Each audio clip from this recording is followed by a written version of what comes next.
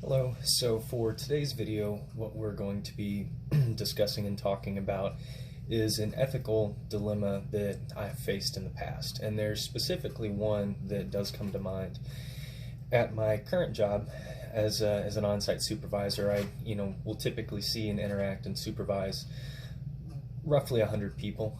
And so with that, you get a lot of situations that really just can come to mind and that do happen on a regular basis.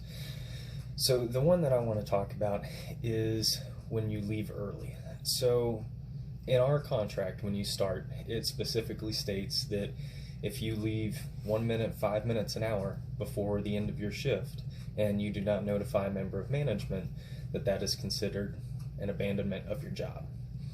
So what I had happen is I had a gentleman that clocked out 2 minutes early, and that was it. He clocked out 2 minutes early, got into his car, and he went home.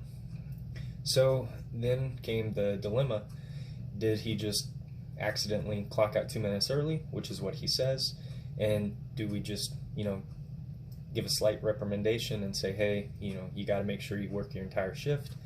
Or, according to the contract, do we go ahead and follow that and call it job abandonment?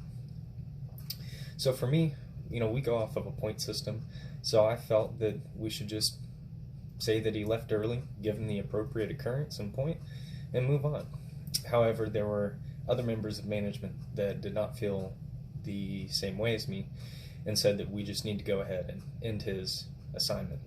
So after several days of going back and forth, while we had him on suspension, it was determined that we were going to release him and not bring him back. That obviously made him very upset because he said it was an accident, and I was also on the side that an accident can happen every now and again, and he'd never done that before in the 10 months that he had been working for us. So when I look at what I have written about, which is the principle-based ethics, really there's a couple things that come to mind. So this approach focuses on the importance of just general principles, justice, equality, things of that nature. And it also goes hand in hand with the fundamental rules that we have in society of just things that you just absolutely do not do.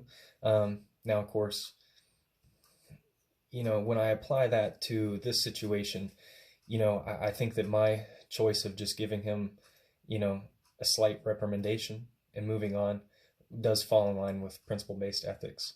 And, for me, I understand that life happens and sometimes you make a mistake, and, you may have looked down at your watch and your watch was 5 minutes fast and you thought you worked your whole shift, and it turns out that, your watch was just fast.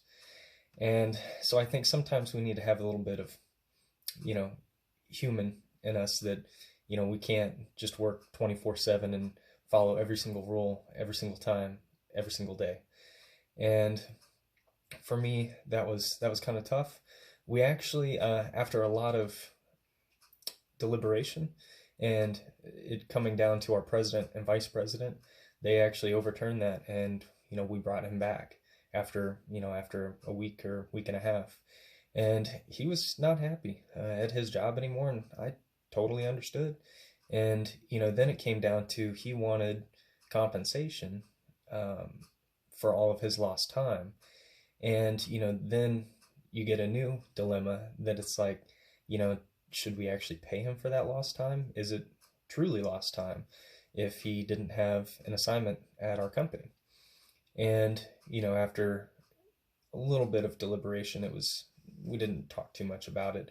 He was not compensated because, technically it was abandonment of the job, and, we really didn't have to bring him back. But, we wanted to have some type of ethical code that maybe it was an accident, but at the end of the day, we could have upheld that ruling.